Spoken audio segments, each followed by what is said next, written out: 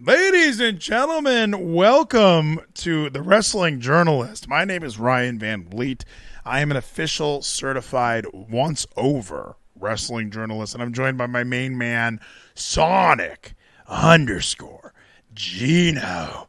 Geno, you watch a lot of professional wrestling, and this weekend, there was like too much wrestling. It was kind of a blessing. It was kind of a curse. Really, a lot of wrestling this weekend, almost an oversaturation. But I guess we'll just start where I know we want to start, Geno. What was the best event? I gotta hear it from you. I know there were like 4 or 5. There was an NXT show. There was Impact, AEW, and of course WWE. What was your favorite?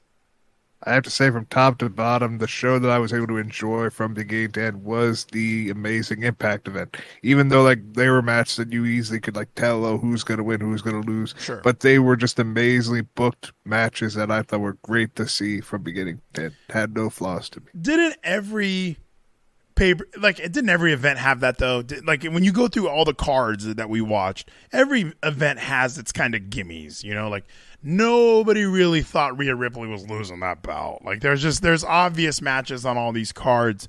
So the Impact show in particular, even the main event of PCO and Macklin, there's no way PCO is leaving with the belt. Macklin's first title defense or second, whatever it is he's losing the belt to PCO. No. But they put on such a kick-ass match that it kind of doesn't even matter that we knew who was going to win. We just wanted to enjoy. We just wanted to enjoy the ride there, So, gosh, that really stood out to me just as far as this weekend.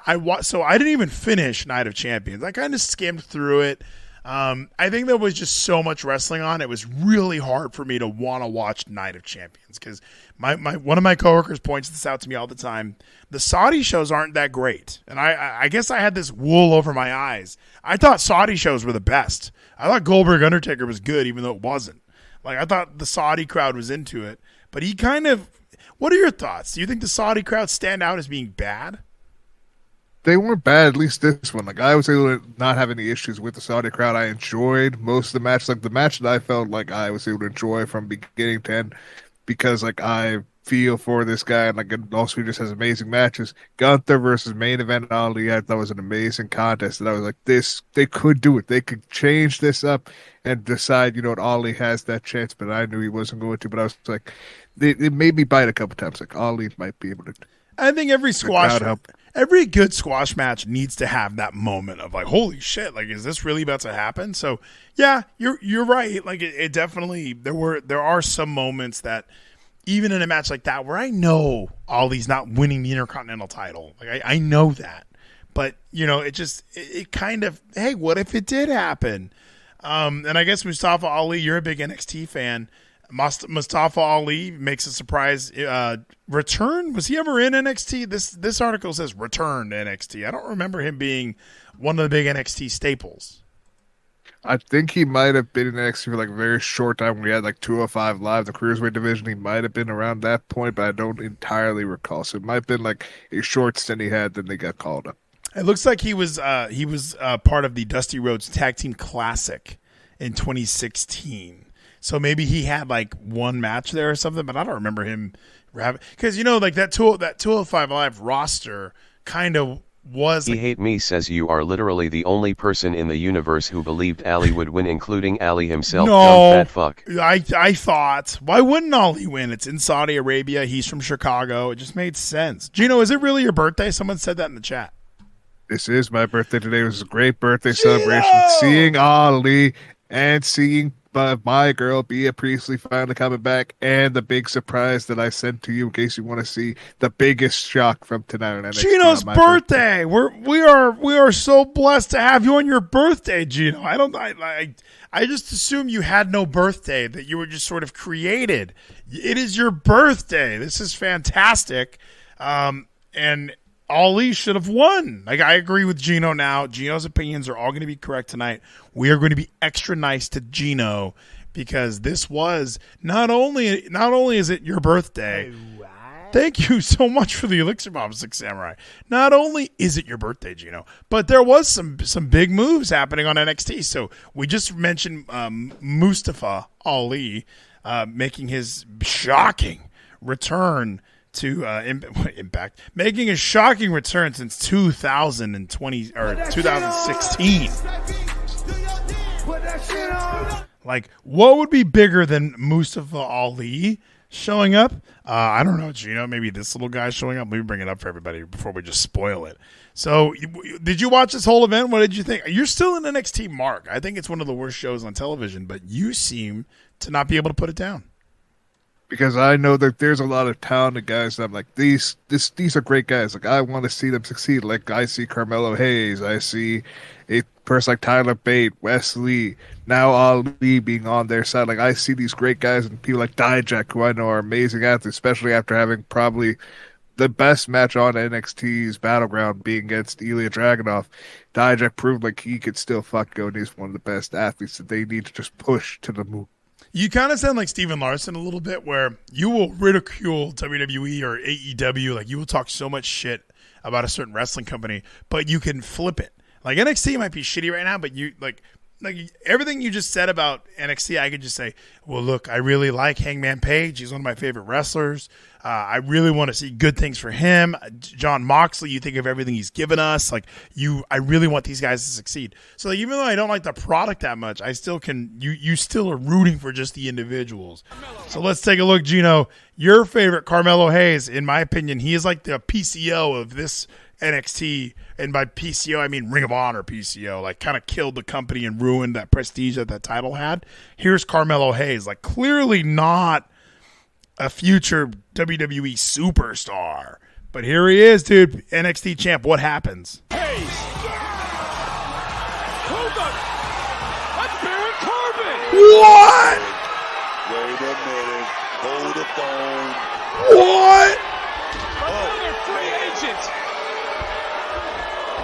Oh, so I actually kind of like this then. So, like, Mustafa Ali was a free agent technically, wasn't he? Or was he drafted to Raw? So he was a free agent. So you can have these free agents who aren't really branded. They are brandless. Now they're all deciding to go to NXT. So kind of like what my idea was of, hey, let's only draft NXT superstars, and then you could even send people down. Imagine this. Imagine a Baron Corbin, somebody who's not really doing well on the main roster. He goes undrafted. That just means, hey, you have to go to NXT now until you get drafted. And in the chat, TK91, why Corbin? No, I think this is good for him. Like, we talk about the fresh paint of coat that certain guys need. Him coming out with JBL for a few weeks really hurt him more than anything, right? Because he was already established. I'm talking about Baron Corbin still, everybody. He was already established as somebody that could be a future world heavyweight champion. He had won a Money in the Bank and Andre the Giant Memorial Battle Royal. He had already ended Kurt Angle's career.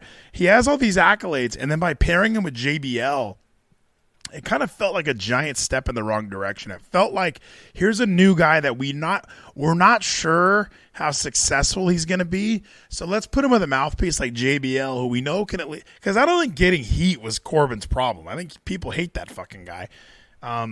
So I think that wasn't his issue. So it was just a failed experiment that they thought would work. I don't know. Like, it might make sense, Gino. Like, Corbin was already on the fringe of being a main eventer, right?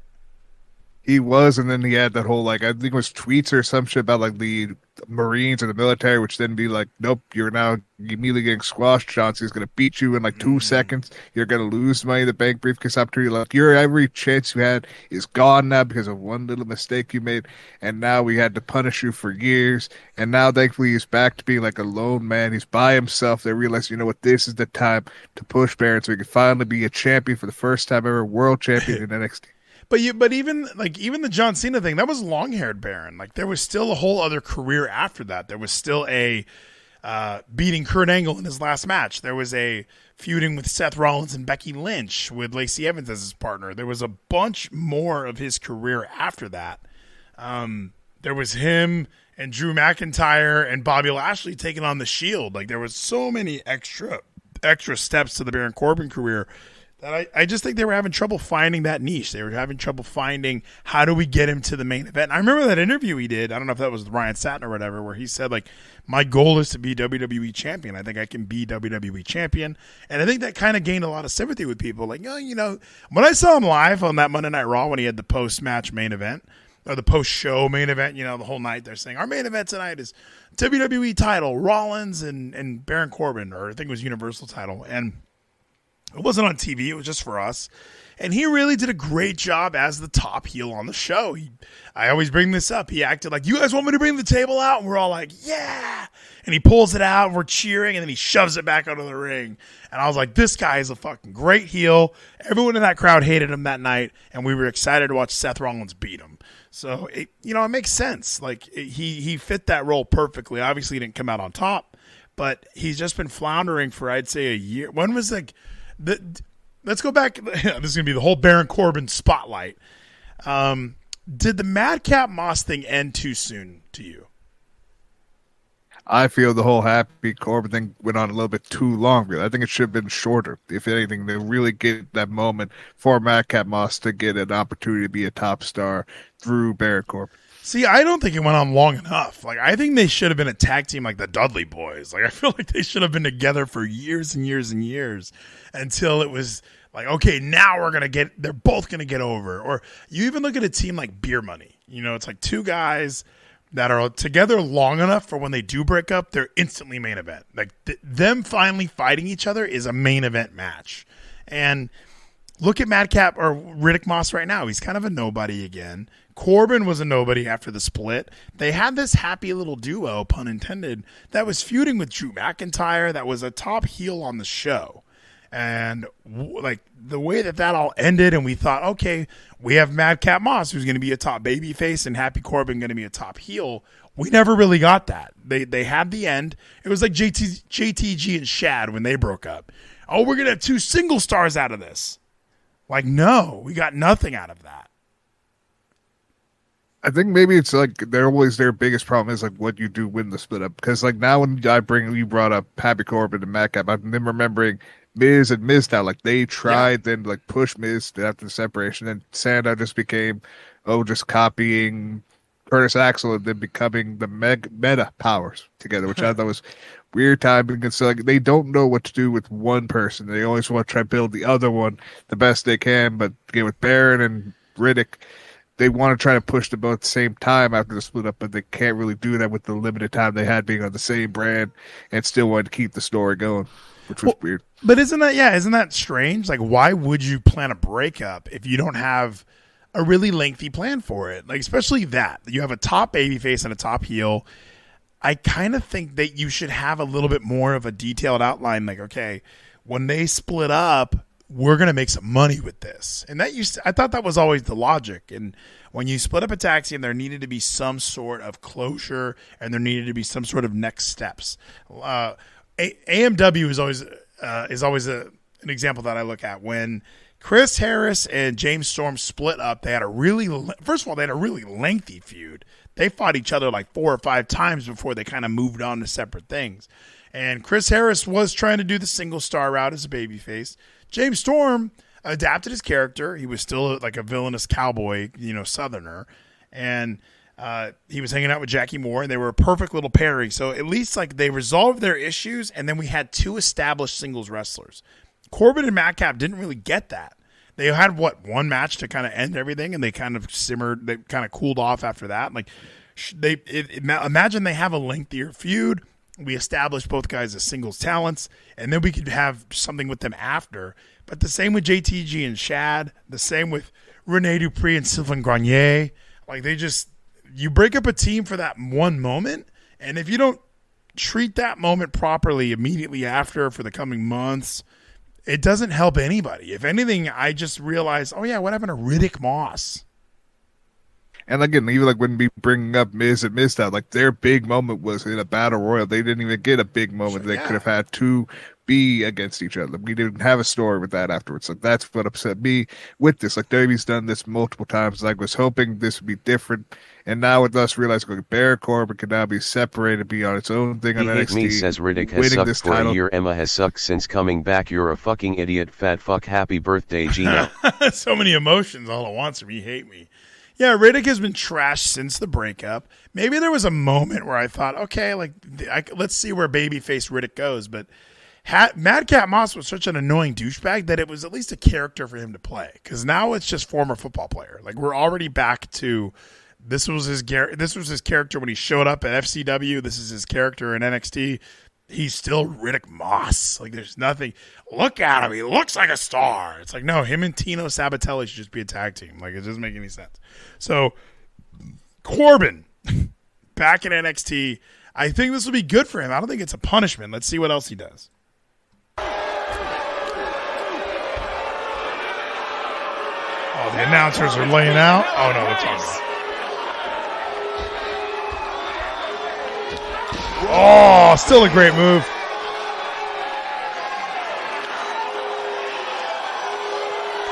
For podcasters, he's holding the belt over the fallen Carmelo Hayes. The end of days for Melo as NXT champion. However, doesn't this just feel like the veterans coming back to put over the new champion or to put over the babyface? Like, I like Baron Corbin, and I kind of would rather see him be NXT champion, but dude, you're definitely going to just let Carmelo beat this fucking guy, right? No, we're going to do exactly what we did earlier last year. We had Dolph Ziggler win the belt. He's going to be the veteran that win the belt, and he's going to be world champion at NXT. It's going to be a big moment for him, and he's going to be doing it in Texas in the Great American Bash, where the real American of Kansas is going to win the title. Maybe you are right. Dude, can you imagine? Like, they did give it to Dolph. It would at least create a spike in interest, right? Like, if Baron Corbin was the fucking champion, yeah, that would be. I mean, there would be a little bit more interest in someone like me who doesn't want to watch NXT, who has no interest in NXT. You put the belt on a Baron. That's exactly what they did with Dolph, right?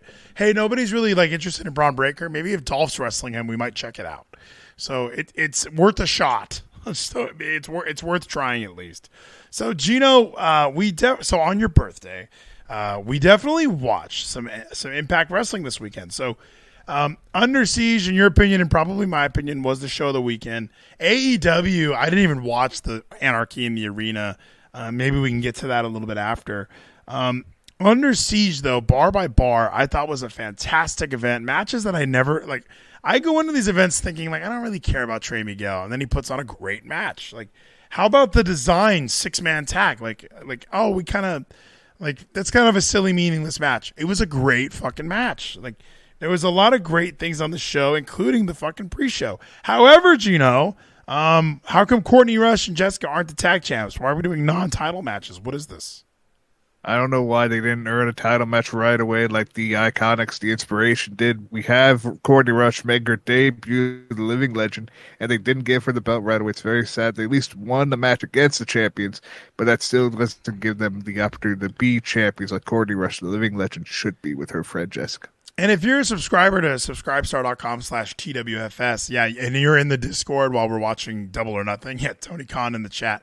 I left during that Anarchy. I was already kind of tired. I was in bed. I did yard work all fucking day. And I'm watching this Anarchy in the Arena bullshit. And Wheeler, maybe we'll watch it. Maybe it was good, and I just didn't watch it. But Wheeler Yuta's like standing over, like he's fighting somebody in the crowd. And he's like looking tough in the crowd. And I just was like, this is so stupid. Anarchy in the Arena is dumb. It's a big punch match. Like, no one wants to watch that. Nobody likes backstage segments like where everyone's brawling and shit. And here's a match of it. So, and I remember when they were setting this feud up, Geno, I kept saying, oh, it's probably blood and guts. Blood and guts. Yeah, blood and guts, blood and guts. And then I forget that they have this stupid Anarchy in the Arena match that they like to do every year. Why would they not do, what's the other one? Stadium Stampede. Like, they have all these silly like punch matches that they're in love with. Blood and Guts is at least in the ring. It's a feature that you can put on a poster. Everyone would want to watch that. I thought having Anarchy, and I didn't watch the match, so maybe it was really, really good. But from what I'm hearing, it was absolute shit. It wasn't that good, and I think Blood and Guts, like, it can be 4v4, but I think it's been 5v5 before. So now that we have Takeshita being a part of the BCC, we're waiting very slowly for Kota Ibushi to debut in AEW and be part of the Elite, and he's going to have the Golden Elite to beat the fuck out of the BCC. Did what's his name come out? Did the other Japanese guy come out and help Daniel Bryan in this match? Takeshita at the end helps him because Don's getting assaulted, but then Takeshita beats the fuck out of Kenny and gives Yuta the win. Okay, so now we could be building up to Takeshita is hanging out with the BCC now. And Don Callis sucks. Why is he? Whatever. Okay, so Impact Wrestling, Geno. I didn't watch this on Friday night. As I said, I was at Mama Tried. For those who listen to hashtags and headlines, I went out and got shit-faced. I got so oddly hungover, Geno. Like it was really bizarre because I was drinking water. I'm a big fan of spacing, where you drink a beer, then drink a water, drink a beer, drink a water. And this bar has a big jug of water. Help yourself. And I was just, maybe it was like an excitement drunk. Like I was just out, and I don't really go out to like bars like that. But I got really fucking wasted. So, okay. So after the Death Dolls win a non-title match for whatever reason, and you love this Courtney Rush character, right? So this character has existed on the Indies before. Yes, she has existed on the Indies before, just like Rosemary existed in the Indies before, and now we finally get Courtney Rush make her debut in Impact, the living legend herself. Yeah, and I thought this was a good match, and I think their gimmick together as a team is awesome. I really like what's going on with Rosemary, and then the Courtney Rush gimmick, and then Havoc and Jessica. It's just fun. Like I hate the Undead Realm stuff, but now I'm starting to just go, well, yeah, it makes sense. Like now I'm starting to just be you, where it's like, well, clearly Father James Mitchell's going to return, and they're going to become the real Death Dolls again, and they're going to be evil, and he's going to have control over them, and they're going to lose to the Coven. That's obvious. Like I'm with you, Geno. This shows what Su Yung needs to come back. I hate the Undead Bride. We need her back. Have birth. Get that baby out. Get back in the ring. Digital Media Championship, Joe Hendry, Dirty Dango. This was also on the pre-show. I actually watched this match. It was good. It was kind of predictable, and then when it ended with just kind of a basic DQ, we're kind of protecting both guys, I guess. We don't want to have Dirty Dango lose already. We're probably building to something a little bit more, but it does end with just Dango hits a low blow, solidifying he's now a heel. He's a villain. Santino returns to help Joe Hendry not get attacked by Dirty Dango any further. I don't know. What do you think? I guess there's an exclusive interview with Joe Hendry. Did you watch it already? I did not watch the interview with Joe Hendry, but this was like, it was obvious, I guess, Dirty Dango had to lose, and Dango had to prove that he's this piece of shit heel that no one should like, so I guess he went with a simple low blow, which a good heel knows when to do it. He knew this perfect time to go for that DQ win. Oh, it's quiet. This isn't on me. I have the volume all the way up. Championship titles, Dango, and I will not let you disparage the effort, the journey that went into this. And for you to end that title match like that is a disgrace to this company, this business, and your digital media champion. You know what? I know it's reverse psychology, but Joe Hendry is going to give you all the motivation you want, because I'm not finished with you, Dango. I don't know. I may have won the war in keeping the championship, but you won the battle tonight, and you beat Joe Hendry up. Well, congrats. Because the last thing that you want is an even more motivated Joe Hendry. Dango, I'm still the champion, but this is not over. I don't know. Was that good? That's kind of a mirror promo, right? Like he said that in the mirror, like I'm going to be angry, like he's trying to be angry, but that character, that human being doesn't seem like he would ever be angry, right? And not as this character, though. We know, like, at least people who were watching him in the Indies, you know that he is the prestigious one. He can be angry, can be after that. But right now, Joe Hendry's just a motivational, positive guy. But eventually, he will turn, hopefully, not just be his character all the time. But he might be stuck with his character for a bit. I believe in Joe Hendry. So, yeah, Santino's back. He made sure that Dirty Dango didn't do any further damage. Yeah, kind of a shitty promo. Although they're setting him up. They're setting up Joe Hendry to be the Bound for Glory challenger. I see a long-term build here that culminates with Macklin Joe Hendry at Bound for Glory. Even our chat is saying, TK91 is saying Hendry versus Macklin for the world title, Geno. It's coming soon. Get ready for it. It will happen one day, but right now we do have Against All Odds coming up, which they did announce a special match. We're going to have the 8-4-1 match, where we're going to have an 8-man tag, 4 versus 4, and the winning team will then be in a fatal 4-way match, and the winner of that fatal 4-way match will then become the number one contender at Slammiversary. So we do already have Against All Odds. That winner of the 6-man match we will discuss later gets to face either Macklin or PCO at Against All Odds. But now we're all setting up for Slammiversary already immediately during Against All Odds. I love that. I like that because Against All Odds are giving it the casino theme, 8-4-1. You know, I love the odds and everything sounds great. So Nick Aldis, Kenny King, Sheldon Jean, Geno, is this the worst name in professional wrestling? And how much trouble was Tom having saying it, how much trouble was Raywall having to say this name. Everybody was like, Kenny King and Sheldon Gene. Why don't they just call him Sheldon King? Why don't they just do a gimmick like they're cousins or something? Why does it have to be King and Gene? I think it's just because like you can't say King twice because he's like WWE. They're still like WWE mechanics, like not mechanics, like stuff they're used to because they work for WWE. Like it's still stuck in their brain. You can't have the same name. You have to have something somewhat different, but it still can rhyme so people can get used to it. Saying the two together because we're building up this group with Kenny King, which then eventually will lead to a split up, and Impact's going to know what to do in years from now when we do have King and Gene fighting each other. I think it's opposite. I think Vince will be back there saying, why are their names similar and not the same? Katie Lee Burchill, Paul Burchill, give them the same name. I think that's more like it because having them come out and try and say their names separately is very confusing because maybe give them a different name like Kenny King and Sheldon Thomas. But the fact that it's King and Gene, everybody wants to say Jing, and that's not his name. It's Gene. So these short, long I sounds are very confusing for your boy and Tom Hannafin, Geno. This was a squash match, but it was still a good squash match. Kenny King is in that position where he's just here to put people over on their way up to the top. And I kind of feel bad for him because he does have some good matches. And if he would have stayed the Impact path, I wonder if he would be higher up the card. You also wonder if he would have stayed the Ring of Honor path, if he would have got higher up the card. Like his career is kind of he's made bad decision after bad decision, even though he's very likable, puts on good matches. I think he has the charisma for it. He was on Bachelor in Paradise. Like he has all these things that he's doing, but I think how far back did we go? Does that initial Ring of Honor when he kind of screwed Ring of Honor, do you think that soured his entire career? That might have sounded like early on in his career, but he would still have these banger matches you can go back to and watch to this day and be like, you know what? Yes, maybe he's like a piece of shit businessman just wanting to do for himself and just focus on what he wants. But he could still be a great businessman and be a good man in the ring to prove like, you know what? He could do whatever he wants because he's one of the best. But it did like stop his momentum from being able to be on the top in the main event like we hoped one day he would. And I guess for normies, Geno and I are wrestling journalists. Kenny King was part of a tag team with Rhett Titus. Is that who it was?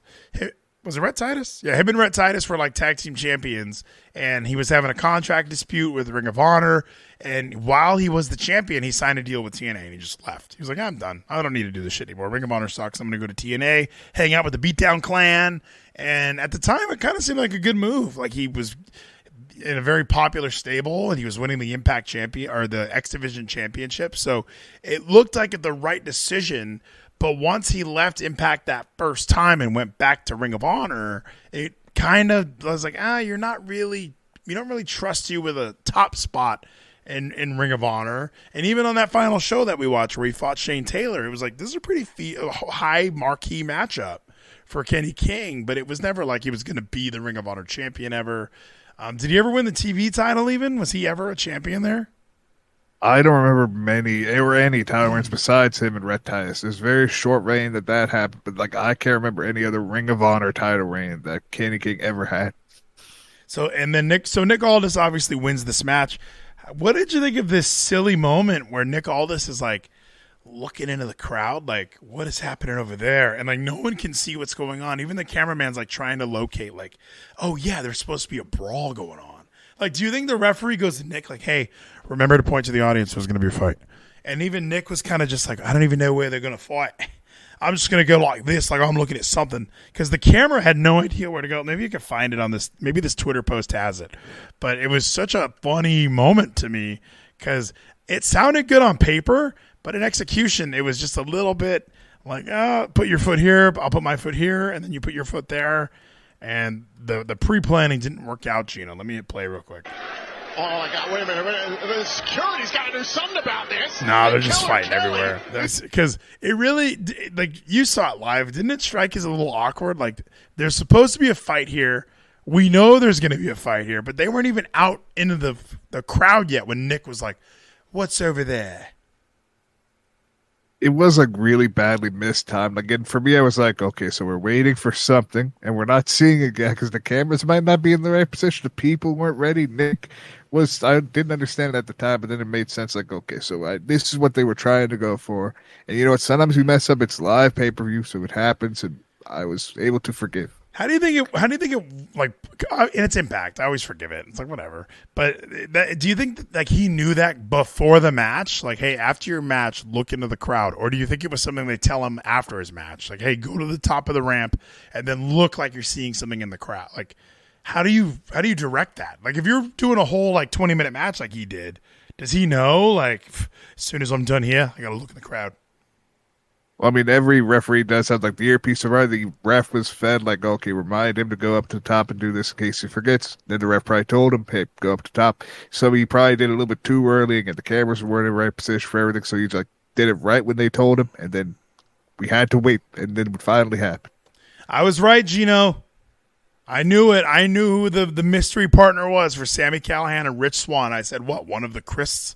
And it was Jake Crist in the best shape of his career. I'd like to throw that out there. I don't know what he must have been at the Performance Center, Geno, working out with Triple H and Raquel Rodriguez. He looked really good. So for those, let's do it properly. Sami Callihan, Rich Swann, and then Jake Crist was revealed to be their partner, taking on Diener, Khan, and Alan Angels. Just goes by Angels now. The crowd was behind Diener, right? Were there a lot of Diener? Was that real, or were they chanting something else? And I believe I heard Diener the entire time, and I was like, these guys are behind him because they want this heel to go over because of him killing Eric. And they're like, we want to keep this guy on top and see where the design goes, since they have the strength and hundreds of numbers that we don't know of the Yellow Jackets. Well, and this is in Eric Young. Is he from Toronto? So it was kind of a fun, like we're in London, Ontario. He killed Eric Young, but they were chanting his name. And I thought this was a really, really well put together and a fun match. Like, this was everything Anarchy in the Arena wanted to be, okay? It was just a really well done with rope breaks where they needed to be, with breaking up pinfalls where it needed to be. Just a really, really fast-paced, fun 6-man tag. I hate to just keep sucking Impact's dick, but like, you know, I bring this up all the time. I do the test. Like, if somebody's walking by and I'm watching, like at work, I would watch this match at work. Sometimes when people walk by my desk, I do have Impact on, and I'm more excited to tell them about Impact than when I'm watching Raw. I think that this stands up as something that's a little more interesting to a non-wrestling fan. I really do. And I thought this was a great 6-man tag. What did you think? I thought it was a great 6-man tag. I was surprised to be wrong and happy to be wrong finally that we did have Jake Crist, because he was in amazing shape compared to how he looked before. Yeah. He's finally ready to be back in full-time position. Like, he's probably working Revolver Wrestling. I haven't actually watched any of the Revolver recent shows, so he probably has been working there. But like, it's great seeing this amazing shape working with Sami, and part of me still just hopes we get Fulham back. We just have OVE fully back. Is he back? Come here, because we got a message. Listen here, you dumb sons of bitches. Diener, you want to talk about the design being family? Oh, I call bull crap this right here. This is family. We got Rich Swann. I will say without a shadow of a doubt, the most talented individual walking this planet today. Oh, yeah.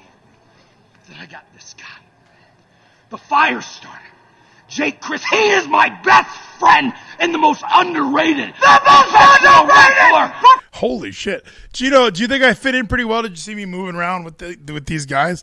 When do you learn? Did Dusty Rhodes teach everybody that during promo class? Like, baby, you got to be moving around, baby. You got the energy, baby. You got to be moving. If you're standing still, the crowd's going to be standing still, baby. I like how everybody's moving around during this backstage promo. I'm sure like Sami and Rich did learn a lot from Dusty. Like, Dusty probably did like give them great information for the short bit of time that Sami was there, and for a long time like Rich was able to like listen to Dusty. I think they both like learned a lot. They were like, this is what we got to just incorporate, and we've been able to use since our early times from NXT to today now in Impact Wrestling. Oh, that's right! Today! This planet today! It's time for me to pull up a chair and have myself a nice fine dining course meal. What? Yeah, I took a shot of redemption Okay, I'm going to pause it. Great promo. I don't need to hear any more. This guy had a nice, fine course meal, shot of redemption. Jake Christ is back, baby. Really good six-man tag. Really well done. Geno, I fast-forwarded Trinity and Giselle. I knew who was going to win. I watched it start. I just was like, I got it. I know Trinity's going to win. Giselle was counting her steps a little bit. It wasn't her best showing from the first 5 minutes. And then this match was a lot longer than I thought it would be. So they must have had a banger. But I just didn't have time to watch all of it. They did give it a good amount of time. I felt like if we harked on the Jay Vidal story we were having on there. But I was really hoping this was going to set up for Savannah Evans versus Trinity. I was like, this is what you got to build up. The Cannibal versus Trinity. But no, we had it almost like it could still probably happen in the next couple weeks on Impact. But it should have been the pay-per-view match. We could led into something bigger, but it's going to just be done and over with, and then Trinity's going to go on to the knockouts time. Savannah Evans should be higher up on the card, I feel. I feel like they're kind of not using her correctly. We have a big black lady who has this boxer gimmick almost, and she's just kind of the heavy. She was the heavy for Tasha Steele. She's now the heavy for Giselle. We've seen her wrestle. I know she can do it. I don't know why we're not having her wrestle more. And where's Kiera Hogan? When's her contract up? Can she come back home, please? We want a lot of people to come back home. Kiera Hogan should come back to Impact and not be on Collision, but she's going to be on Collision. Most likely this whole roster split, who knows where it's going to go, but a lot of people that we want to see back at Impact are just going to be in Collision. Is she the number one? Because in my head, I'm like, who's the number one, maybe top three people that have left Impact that should just go back? Just come home. Why did you even leave? And oddly enough, I feel like most of my choices are females. Taya Valkyrie shouldn't have left. Kiera Hogan should not have left. Who else is there that's like, why would you, Jake something? Why would you leave? There's lots of names, but who are your main ones that you think of immediately? W. Morrissey, yep. Eric Young, and Jake something.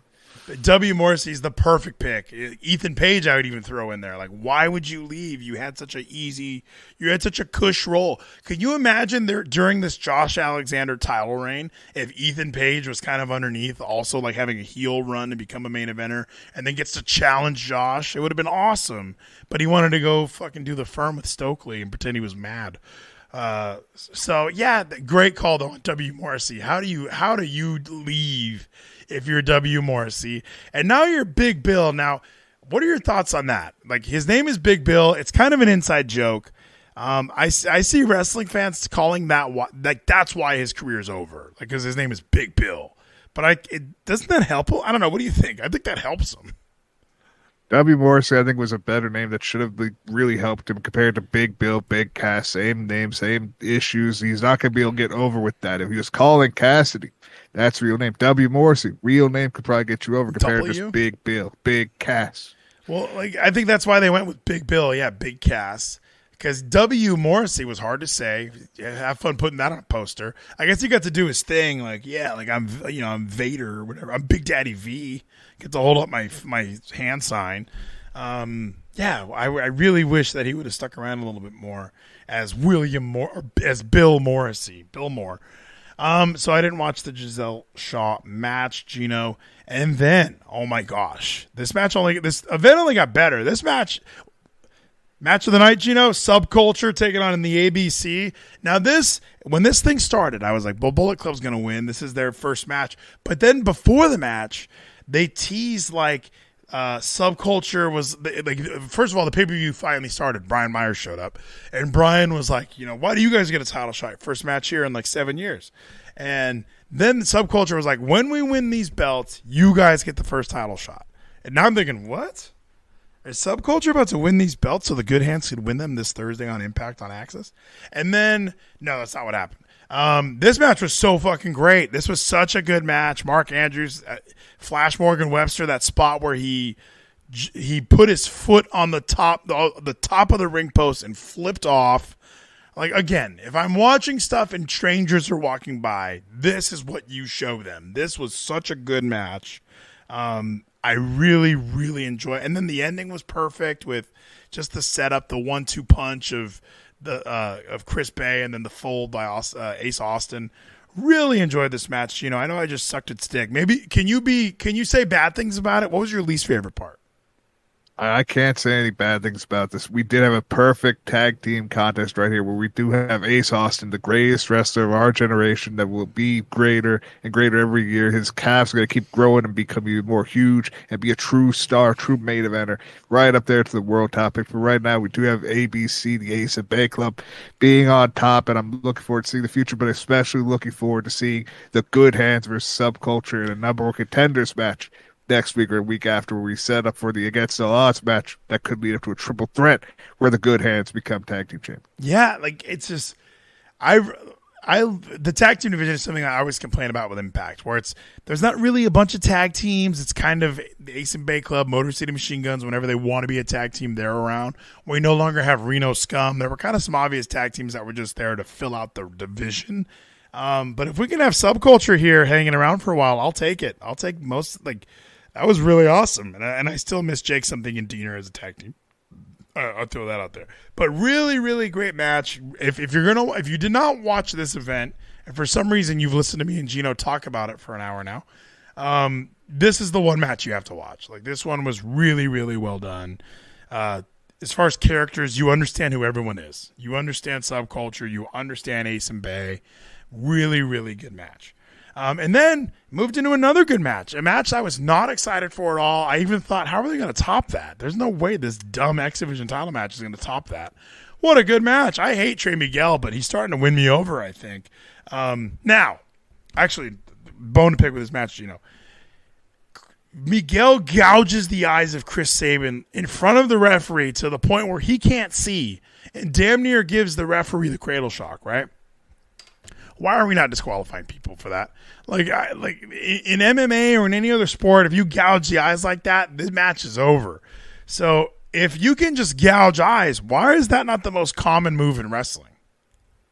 Because Impact has completely different rules. It's the referee's discretion, as we all know. So the referee is like, okay, this eye gouge that was very blatant. It's perfectly fine. The low blow earlier, that was very blatant, but we disqualified low blows. So we now know, at least for some referees, they will not allow low blows, but they will allow eye gouges in Impact. So we got to see which referees allow which moves in their discretion. And Sabin was even, because it's not like the old thumb to the eye or rake of the eyes where you just kind of move on to your next move. Like, it was a full-on fingers and eyes eye gouge that prevented Sabin from doing any moves for a few minutes.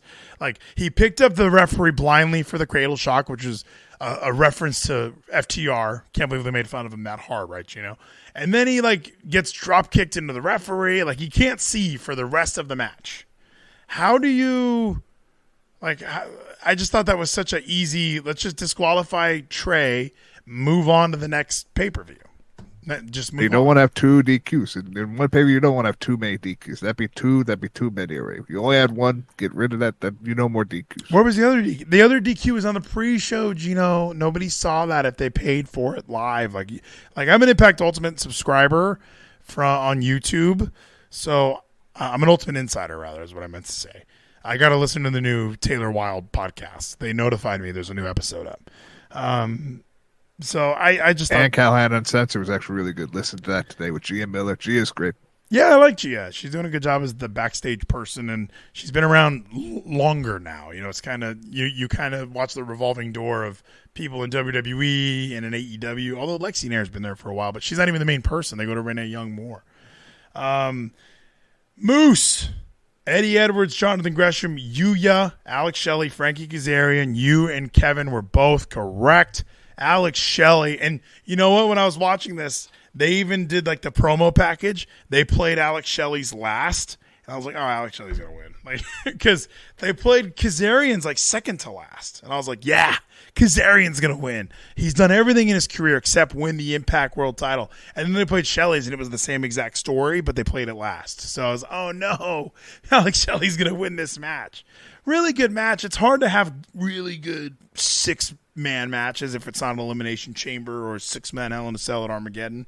So I thought for what it was good. Impact does this too much, though. They have these six-man matches too much, and it's just kind of an easy way for them to do number one contenders when they could be doing more tournaments. They could be doing more elimination stuff. Like a single fall to a finish on a six-man kind of is a letdown. But what did you think of this match? I thought this was a really good 6-man match, and they didn't have that much time to like really build for this because they had Rebellion not too long ago. They said like, okay, we have to quick.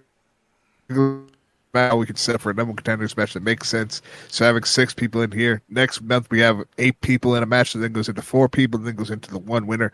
So like they do have like kind of smash book to find out okay who and how can we put everyone on this card that we feel is the number one contender in that contention, and at least make it make sense for why this match is happening. They did the best they could. And Alex Shelley, having now his second world championship opportunity of his entire career, hopefully gets that belt, but he's not going to get that belt. Yeah, there was a few moments. Hannafin on commentary was even saying, like, last time Shelley challenged for the title was during Josh Alexander's title reign, like, went through the event. Last time Kazarian challenged was Josh Alexander at the Overdrive event. So you can kind of hear it was like, this is the same. We've already been down this road. We got to get the champion some wins. So they're going to beat the Impact Legends who aren't really going to win the title, but they're going to give you a good match. Like, I never thought Chris Sabin or Alex Shelley or Kazarian were going to beat Josh Alexander, but I was excited to watch Josh Alexander beat them. So it's going to be the same. It's the same sauce. It's the same formula. We have 4 major pay-per-views a year. That's when you can expect the big title changes now going forward. But you still want to watch the matches. I guess I'm a fucking mark.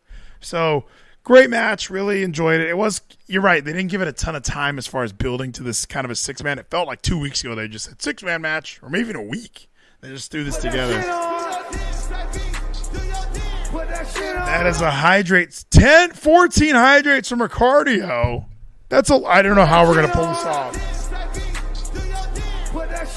We will find this out. We're going to make some way for us to be able to incorporate all these hydrates into this discussion as we talked about such an amazing 6-man match, and now we can bleed into the next match from this amazing I didn't want it to play 14 times. I was about to go in and turn it down. Well, just go no interrupters, Gino. I know people subscribe for the interrupters, but no more. Dude, come on, Gino. Can we just go corporate yet? Can we? I don't hear Howard Stern with interrupters. Baba Booey. That's right. He doesn't have interrupters. We just need more sponsors. We do need Manscaped and other sponsorship. So, more interrupters. We just go more corporate and get sponsorships. I should be emailing them more often. Gino, Deonna Purrazzo defeated Jordynne Grace. Called it. I knew that Jordynne Grace was probably done with the company. Is it official? I'm seeing reports online that she's done. I'm seeing reports that she's re-signed. I'm seeing reports she's just kind of taking time off, but she'll be back.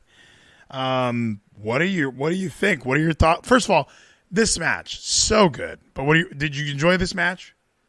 This match was one of their best matches. I'm right up there with like the Iron Man, Iron Woman match is like the number one that I will always go back to. I could even rewatch, even though there's no crowd, it still was a perfect match they were able to pull it off.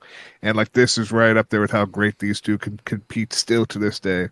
And I believe that it's more like she's taking time away and we're going to see where she goes if she comes back to Impact or if she goes somewhere else. But I feel she's going to come back to Impact and do the whole pay per appearance like she's been doing. That's been doing well for her. Yeah. I think that she belongs in Impact. She would get lost in the shuffle anywhere else she goes. She's a star in Impact. She goes to AEW, has a title match, and then it's gone forever. So I don't know. Like I don't want to see her go anywhere else. She would be another example of a Taya Valkyrie or Kiera Hogan, where her departure sounds good, but short term it'll work out. Long term it doesn't. Long term she's a star in Impact Wrestling, and I think they would do whatever it takes to keep her there. Financially, I think that would be the best place for her to go. And they have a big tour of Australia coming up. Don't you want to be a part of that? But I guess I'm just a fan. I thought this was a really, really good match. I think Jordynne should stay with Impact, but I like that Deonna's still the champion. She's the babyface champ right now. This sets her up for her and Trinity are going to work probably face versus face this anniversary. We're going to wait for Mickey to get back to challenge for the belt. There's a lot of good stuff in the future for their Knockouts division. Steven Larson agree. Best women's division, TNA. It is the best women's division. It does suck when they do leave. The people that we think could stay for a long time and we feel like could be mainstays, especially those that come back. Like the one thing that now I reminded myself about like how mistreated she is now is Mia Yim. I loved Mia Yim in Impact. Like now she's just part of the OC as Michin, Mia Yim, and I'm like, you were in a world title opportunity and Impact, had some of the best matches of your career back in Impact. Now, no longer Jade. You got to be yourself, be free, and now you're just Michin as like just the fourth of the 3-man group. Yeah, their women's division just doesn't hit. I don't know what it is. I don't know why when I'm watching Impact, the women's matches are better. I don't know if it's because they get more time. The crowd is naturally more quiet, so it's not awkward when it's a little more quiet. Because when you're watching Raw and there's a women's match and the crowd is sitting there on their hands, when you're watching Dynamite and there's a women's match and the crowd is sitting there on their hands, it does stand out as very awkward. Impact, it doesn't feel awkward when there's a kind of a quieter crowd. So... and maybe the matches are just better in Impact. Like, I don't know. I like the women's matches. They're given more time. The creative direction. You always kind of know where they're going next. And Vince Russo had that mentality of everybody has to be doing something. Giselle Shaw's been off TV for, like, what'd they say, 7 weeks or something. But we still know what her character's about. We still know her versus Trinity. Giselle thinks she's the quintessential diva. She's everything she touches, she wins. She's meant to be the future of this Knockouts division. Trinity, we know her gimmick. We know her character. She's coming in because she chose to be here. She's leaving WWE. Deonna, the virtuosa. She's just naturally good at this and better than everybody. Jordynne Grace, the powerhouse, who had to work hard. Like, everybody has this gimmick. Savannah Evans even. Like, everybody has a thing. So when you watch WWE, not everybody really has a thing. Like, everybody's just kind of like, what's Dana Brooks' thing? She doesn't really have one. Macklin PCO, Geno. This was insane. This was bloody. This was nuts. Bully Ray beat up Scott D'Amore. What a way to end this show. There was like a lot to talk about after this, right? Flaming tables, Scott D'Amore getting beat up again. What is all this setting up, though? Because then you hear there's an 8-4-1 match. If Scott D'Amore's out, I guess, what's his name? Santino's back. So you don't really need Scott D'Amore anymore. Is this just a way to get D'Amore off TV again?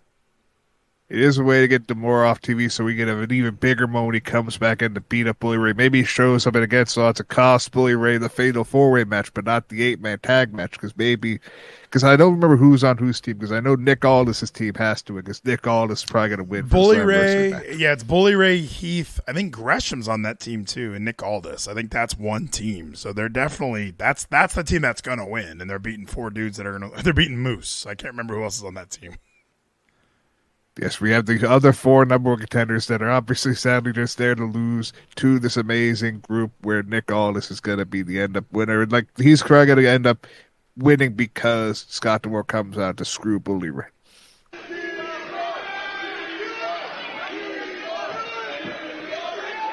What? Oh, God, no, not this!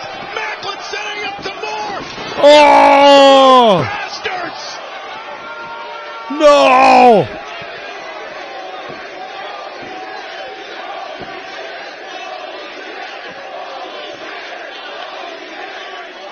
Impact is nuts, bro.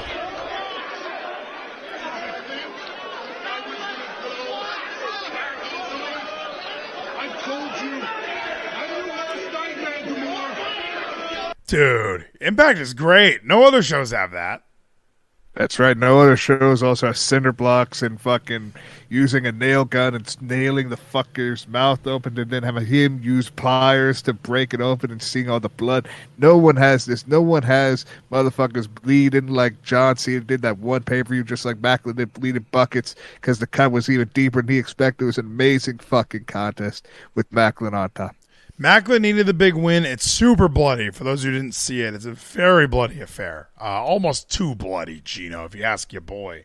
But it's what PCO is kind of known for, right? That's what he does. He's a mediocre in-ring performer, so you might as well lean on the Necro Butcher stuff, right? You lean on the Necro Butcher stuff, and you prove that you're even bigger than Necro Butcher and Sting because you're able and willing to sacrifice your body even harder than anyone else is because you're not human anymore. Yeah, you can't get over any other way. You might as well almost kill yourself, right? You can get over as a Frankenstein character that I think everyone could understand. This is a monster that people will be a fan of because he's bigger and stronger than this fucking wussy-ass Marine that doesn't want to stay in the Marines anymore. He wants to be forgotten as a Marine, just be a world champion. Geno, it is your birthday. I will agree with you. PCO is better than The Rock. You're correct. So, okay. Impact Wrestling had an amazing Under Siege event. We are on the road to Against All Odds, like you said. Let me look that match up. That's a good point. What is that match? Against All Odds 2023. We also had Double or Nothing this past weekend. Now, to be candid, I enjoyed the event until the main event, I think. I really enjoyed the show. My expectations were really low because I just thought, man, the build of this shit has been awful. I don't like Wardlow, but I think Wardlow had a great match. Because even when that match was starting, I was like, Christian and Wardlow were having a pay-per-view match for a title in 2023. Like, this is the world that we're in. I feel like Christian's still recovering from his arm injury. How is he getting a title match? So that stood out to me as odd. Statlander had her big return and title victory, which cool, but also, so my buddy who was watching the event at the theater, he doesn't even know who Chris Statlander is. So you have to be like a diehard to even get that like reference. Like that return isn't a big deal to people because she hasn't been around that much. And do you like the way they did that, the Statlander thing?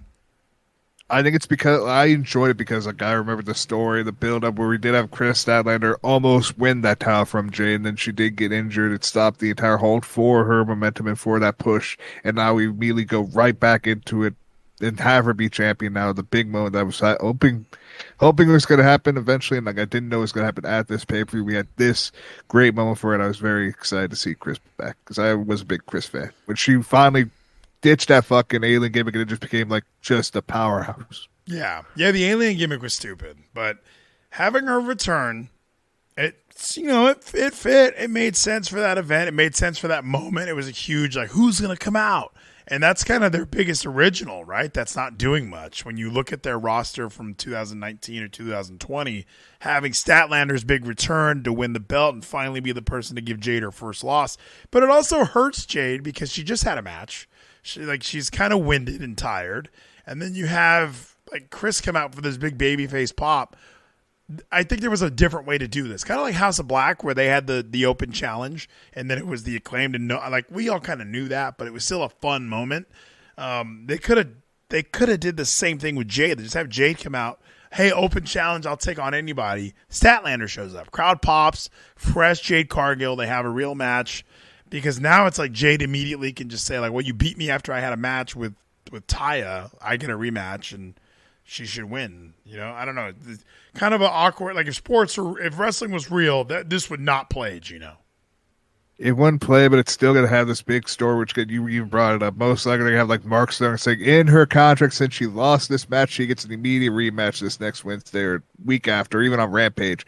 She's going to get an immediate rematch, and that's how Jade wins it back or just loses it again because Chris Statlander just dominates her and embarrasses her even more because Jade has to be humbled a little bit before she goes to the women's championship, beats Toni Storm for. Bully Ray, Jonathan Gresham, Heath, and Nick Aldis. That's your team of four. Why is Heath still in these matches? Heath is a fun character. Is it literally just... Thank you so much, Dark Lord Equitus. I am a journalist. Thank you for those. Is it literally just, hey, he was in WWE? Like, why is he still being put in these main event things? Because Heath is a really good worker and he's really good at losing. So we have a guy who knows how to lose and look good doing it and have an amazing contest. And you're like, you know what? This guy could go and he can lose well. We'll put him in the main event picture, a number one contendership, to just have him lose, to just put another guy over even more. Because he's just that talented that he could just be losing every match and people will still get behind the redheaded rep. Yeah, I don't know. Like, I just want to have somebody in this. There's other guy. Like, where's Kenny King? Like, put somebody else in this match that is at least sniffing main event worthy. To have Heath in there, he's not sniffing main event. Like, it degrades the match a little bit. You got Trey Miguel and Sabin having an X Division title match. Maybe Trey Miguel has earned a spot in a match like this. Maybe who else are we missing? Sami Callihan, Diener. These are guys that aren't involved, but Rich Swann's involved. So maybe tell that story. Oh, they're on different teams now. They were teammates last month. So I don't know. I see Heath's name as like, well, someone's getting pinned. So we're gonna have. So it's those four teams. So Bully Ray, Gresham, Heath, and Nick Aldis. They're taking on Bailey, Moose, PCO, and Swann.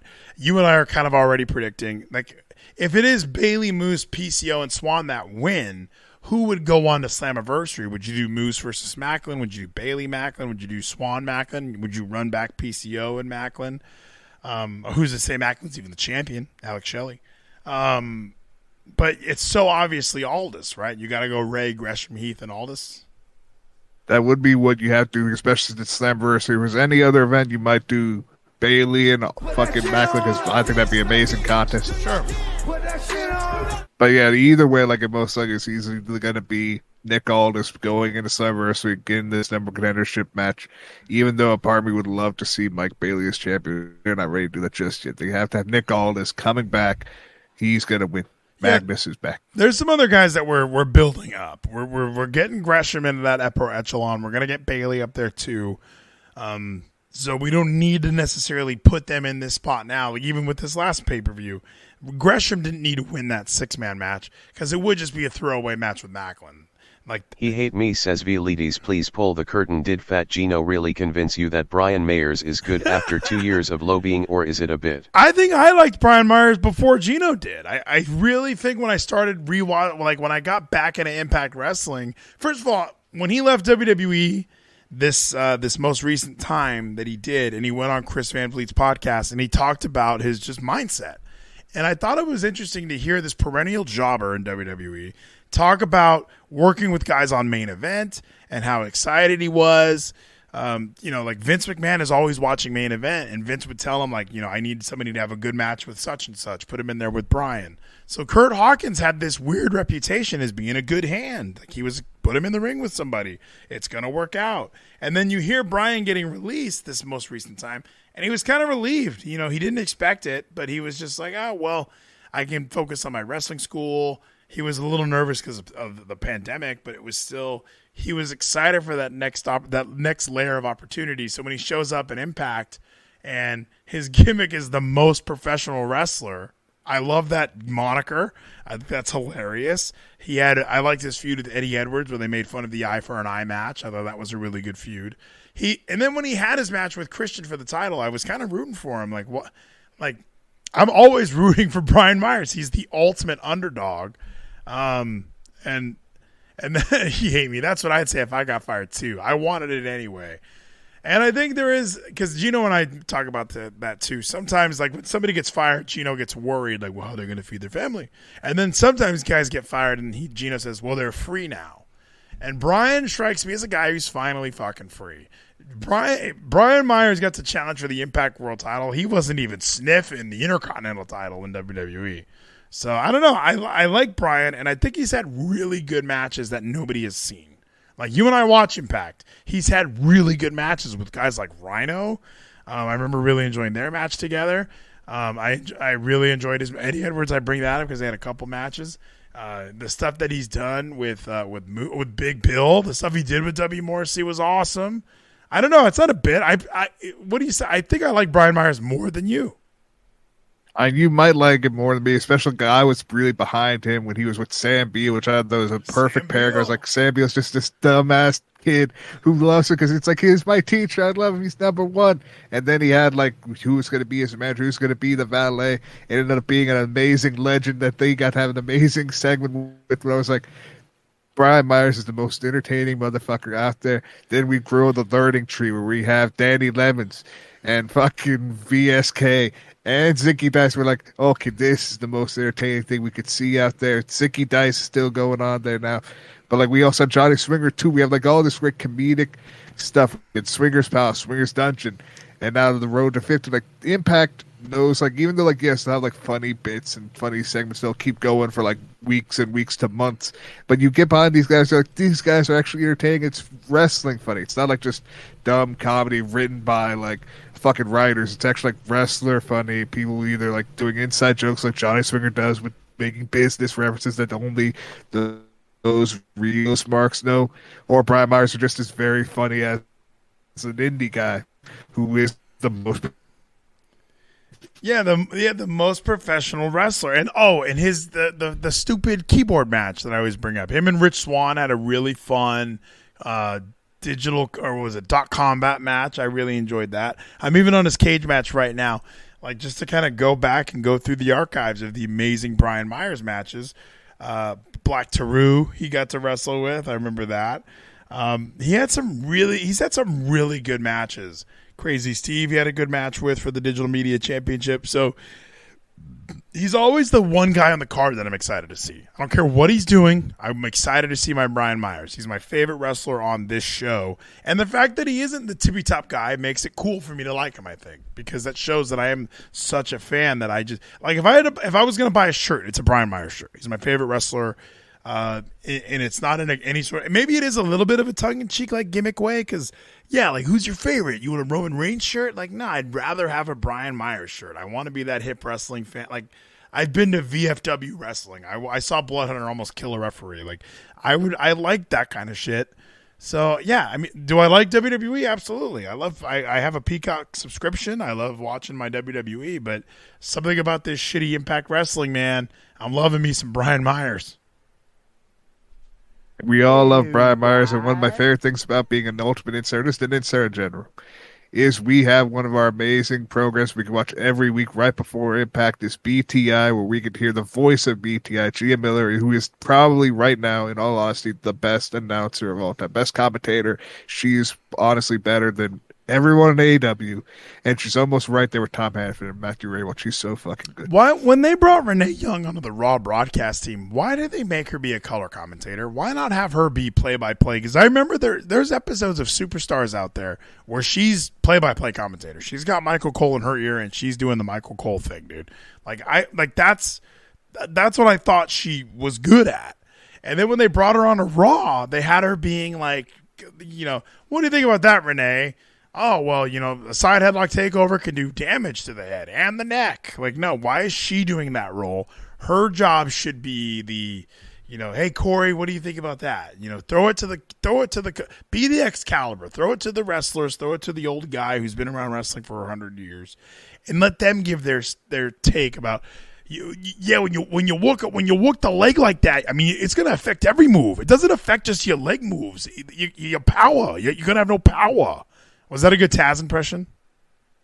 It was a pretty good Taz impression, but I do feel like what you need for like a commentator, play-by-play, or anybody who actually is doing broadcasting with wrestling is you need to have someone who actually, whether it be in the business or actually loves this business, like Gia Miller, who has only sadly 10 matches in her career, but after those 10 matches, she was able to be signed to the Impact as like a backstage reporter, like a good interviewer she was able to do, and even like her being trained by George South, one of the greatest of all time, being trained by a true legend, and then being able to go right here to Impact, being lucky to be living in Sami Callihan's house with Ace Austin and Jessica because of the pandemic. She was in the right place at the right time to be right there with Impact, and now she'll be able to prove herself that she's probably the best, not female, just any commentator and interviewer of all time right now. I'm just saying, Gino, that Renee Young thing was fucked up. They should have had her be play-by-play, and they set her up for failure. She would have done so great as the play-by-play.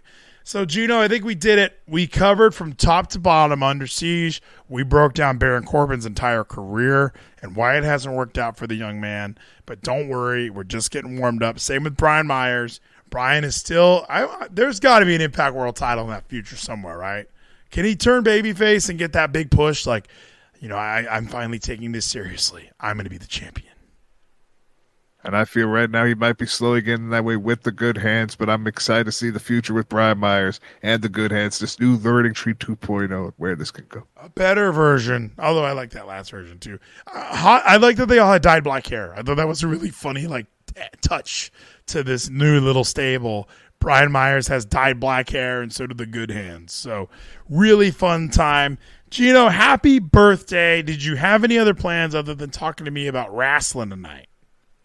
I had no other plans besides talking to you about wrestling because I was excited to talk to you about wrestling, but I do want to bring up, since you were talking about church earlier and during talk with Geezy, the one thing that scares me about going to church, at least worries me about like the people who like the pastors and all this, is knowing that there's people like Kenneth Copeland who exist, who make me feel like everyone's just trying to be like Kenneth Copeland, get all the money in the world just so they get private jets and all these times. Like, a part of me wonders if there are any good pastors who do this because of the Lord's work and not just because deep down they want to have these mega churches and make all this money like Kenneth Copeland.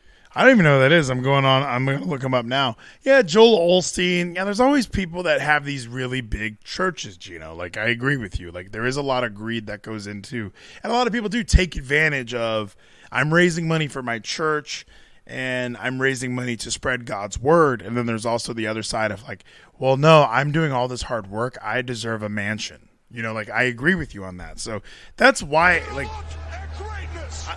thank you so much, Dark Lord Equitus. Like, one thing that I love about my pastor is he's very open about his former drug addiction. And I think Quigley got the gift sub. Welcome to the party, Quigley. And I think that him being open to that, I appreciate a pastor who's not coming from a place of, thank you so much, Dark Lord Equitus. JT is about to be gifted a sub, and you're going to hear me say, what? Thank you so much, Dark Lord Equitus. Welcome to the party, JT. But he's open about his drug addiction, and it's already coming from a place of like humbleness. Like, everything that he has was given him by God. There's no way that this drug addict should still be alive today if it wasn't for some sort of divine intervention, but he's here. And when he's pastoring, we're in a small, dumpy building. He's just kind of a normal guy. He wears a nice suit like we're at church. But nothing about him screams like, I need more money. Give me more money. Like, he's just happy to be alive. And then I do run into people like I don't really know Joel Osteen, but Kenneth Copeland, the wealthiest pastor. Yeah, like that $7 million tax-free estate. Like, you don't need that fucking, what do you need all that for? So I do agree with you, but I think that's also, like I said earlier, thank you so much, Big Worm. I think that's one man, and you could name, there's a top 10 televangelist list here. But like I said, there's more churches than anything else. There's more churches than McDonald's. There's more churches than Wendy's. Like, there's so many churches in America. There's so many pastors that aren't living this extravagant lifestyle. And that's why part of me does want to go into church. But again, that same part of me also is like skeptical. Like, is this person really doing it out of good? Or is there a part of them that has that demon in them that wants greed and wants to be gluttonous with all this instead of just giving back to the church? To the people. This guy's house is fucking epic, bro. We got to start pastoring, Geno. No, I agree with you. Like, yeah, I think, and I also think as Christians or as humans, we're all given something that we struggle with. And for a lot of people, like, there's pornography, there's, gluttony, there's things that people have to deal with every day. Homosexuality is also categorized in the faith as something that you're being given to deal with. How you act on it is up to you. So, like, people who say, like, I'm gay and I can't control it, there are gay people that struggle with it every day, but they live a life as a Christian and they don't indulge in those sexual fantasies. Masturbation is the hardest fucking thing to give up, Geno. I'm with you on that one, dude. Like, I'm very open about, like, look, pornography is so easy, dude. It's right there. It's so easy to jerk off. Like, why wouldn't you? It feels great. Like, you have to find, like, there's going to be things placed in front of you that you need to overcome. And I think that's where you, like, even as a Christian, you feel better about yourself because every day you're overcoming some sort of demon that's inside of you. Now I'm looking at this fucking rich plastic fuck that you pointed out that I've never seen before. So I do kind of agree, like, as somebody who's not a church goer, if this was an example of, like, here's what a pastor is. It's almost like the cat. Thank you, so Dark Lord Equitus. Like, a lot of people look at the Catholic Church, and it was like my brother. He's still so says anti. Even God can't keep me from gay sex. See, that's exactly. See, Ricardio's right. Like even my brother, when he thinks of, like, Catholicism and the Catholic Church and all the flaws that they've had, it makes it hard to be religious. Like, why would you be? Like, after everything that happened with that church. So, Kenneth Copeland, I've never seen this, Geno. He is the wealthiest U.S. pastor. He lives on $7 million tax-free real estate in Texas. This place is epic, dude. He has a private airport on his 24 acres of land. He is made out of clay, as you can see here. This house is immaculate. This isn't even a house. I mean, this is... What do you even describe this as, Geno? This is where they killed that... This is where that guy wanted to kill his wife in The Shining. He does live in a small country. It's very weird that this man needs all this estate, and especially he has his own private jet, and he had to sit down interview with another pastor, and he was like, hey, why did I need to get a private jet? He explained, like, because he doesn't want to be, I'm paraphrasing, he doesn't want to be in this giant metal tube full of demons. So he's thinking that the normal American people are demons. He doesn't want to be around the demons. The evil energy, he feels it when he's in the tube. So he has to have his own. God told him to buy this jet. He went to a Dodger game, Gino. He saw demons everywhere, okay? He's trying to avoid the demons at every cost. Considered the wealthiest pastor in America, an alleged estimated net worth of $760 million, televangelist Kenneth Copeland is in hot water after an extensive investigation revealed how he has been living tax-free in a tax-free mega mansion worth $7 million and paid for by Texas taxpayers for years. The 85-year-old pastor's house spans 18,000 square feet. It's made up of 6 bedrooms and 6 bathrooms. That's 1 bathroom per bedroom. Located on an exclusive lake community outside of Fort Worth. Hate me, That's says Geno may be a dumb pop atheist fat heathen, but this televangelism shit is fucked for real. Yeah, look at all this shit. I mean, he's got a primary, like, this is Copeland's primary residence. It's situated on 1 acre, 24 acres of lakefront tract. It's extraordinarily low value, according to, like, what it should be. But, I would say this is one man, though. That's the thing, is like, this is one guy, and I don't think that this one man should sour what religion has done for so many people, especially Christianity, what it's done for so many people. And Dark Lord Equitus says Kenneth Copeland is not indicative of the God or the Bible as a whole. There are bad actors everywhere. Yeah, like that's what I mean. Like, you can do this with anything. Like the people that are supporting a drag people, they're like, what? Just let them do their thing. Okay, they're not hurting anyone. And then there's the stories about some drag queen molested some child. Like, there's always going to be someone to ruin it for everybody. But I have a strong feeling you're not just going to walk in and find a Kenneth Copeland unless you go to one of these churches with big screen TVs. And that's why I need to actually go out to a church and find like the pastor that I can feel like this is a real person of God and is not doing it for selfish gain. Oh my gosh, look at this. He claimed this mansion as a clergy residence. The home is qualified for 100% tax breaks. Without the tax breaks, well, thank you, Dark Lord Equitus. I appreciate that. Copeland would otherwise have paid an annual property tax of $150,000. Oh, that's no big fucking deal anyway. Thank you so much, UG Listen. Dark Lord Equus. Like, yeah, like $150,000 seems like a drop in the bucket to old $760 million guy. I like that they're upset about the tax-free portion of this because they need more of our money to fucking give needles to the homeless people. 85-year-old, yeah, it's a nice looking place. So I agree with you. Like, yeah, this guy's obviously too rich for his britches. And you would assume somebody like a man of God, like it's not like Jesus. Like I said earlier, Jesus didn't have a bunch of nice shit with him. He was living in the woods and he kind of just started his church and got his followers going. And it was never like they lived in like a palatial estate. They never lived anywhere super fancy. So I agree, but I also think that's what a lot of people do who are afraid to embrace religion is they always focus on the one. They focus, like here, I got a news story on the side right here. Al Pacino, 82 years old, is expecting a baby with his girlfriend who is 29 years old. Should we not like actors anymore? Because that sounds horrific. 82 years old, he's going to bring a life into this world. How's he going to take care of it?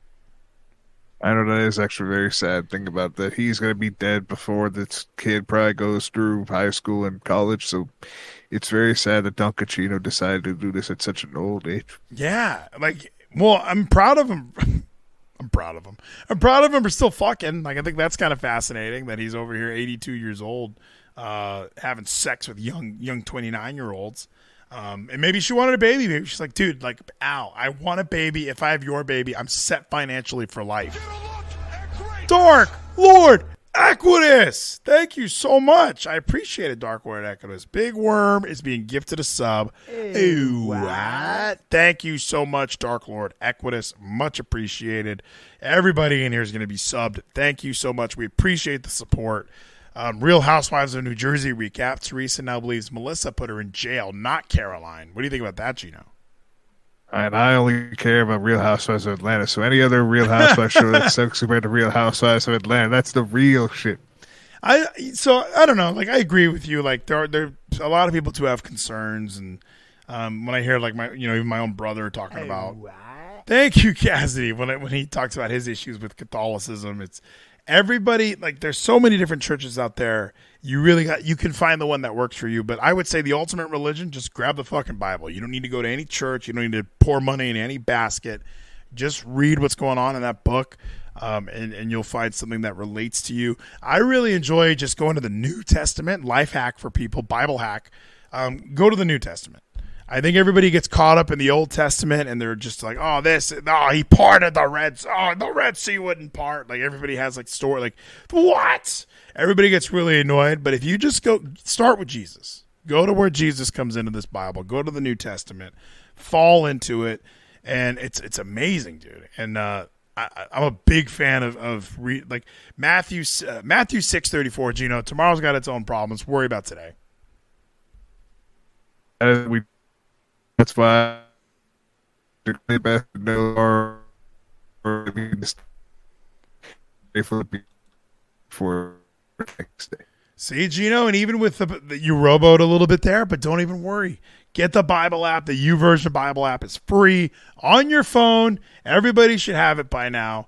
Hey, hate me. He is not homo, Geno. It is his birthday. We are being extra nice to Geno in the T-Mobile today.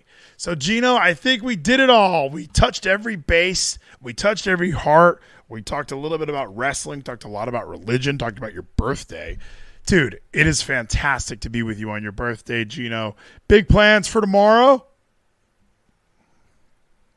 I think we had Geno for just long enough. I think the Robo Geno has taken over. We no longer have him here. Dude, are you being serious, Dark Lord Equitas? That dude, Charlie.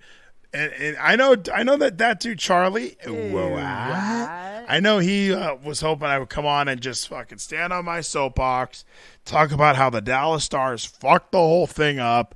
They should have won. They should have won that game. I've never heard an arena get so quiet after the Stars let in that second goal. Like they lost 6-0, but that second goal was the end of the game.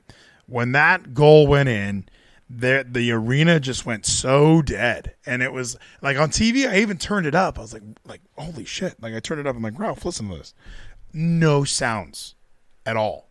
And, when you go down 3-0, it's impressive to win 2 games, but you can't lose. It's impossible to come back from that. And I go into the Stanley Cup Finals not even really caring who wins now. It's sad. I don't want Vegas to win because they're still like in my head, they're still a new team. They're still the expansion team. But I know that my dudes at Jim and them want VGK to get the big win. Hey, me just gifted a sub. Holy shit. With so many gifted subs tonight, Geno. Dallas got eliminated from the Stanley Cup. I know that Atlanta no longer has a team, so I assume that Dallas was your team. How do we rebuild? What do we do next? I think what we have to do, we just need to find the real team. We need to get by. Dallas Stars are not going to be able to get us anywhere. I think we do need to just decide, you know what, the U.S. is not going to get us anywhere. We need to be Maple Leafs fans. You know what? Those Maple Leafs love to let everybody down. They got out of the first round of the postseason this year. They got it. They got through round 1. But that is it. That's all they have a habit and they don't want to break it. So we did it all. Tomorrow night, Geno and I. Gcon91 says, happy birthday, Geno. Give yourself the gift of believing God, you heathen, or burn in hell. Good point, Geno. But happy birthday, Geno. Any plans for tomorrow other than watching AEW Dynamite and celebrating on the whole fucking show?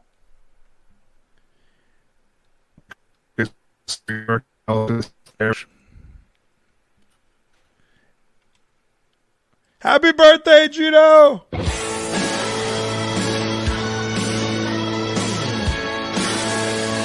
Thank you for all the gift subs, everybody.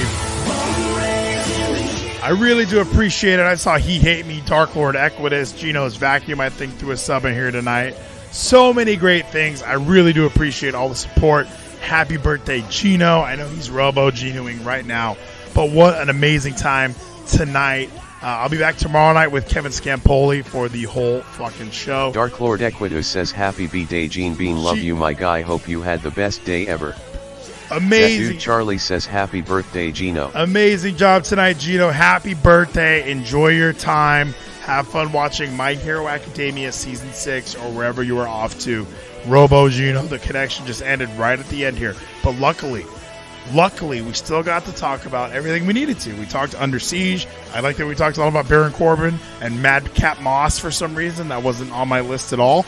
But a great time. So I'll be back tomorrow with Kevin Scampoli for the whole fucking show. And happy birthday, Geno. Let's ride off into that glorious sunset.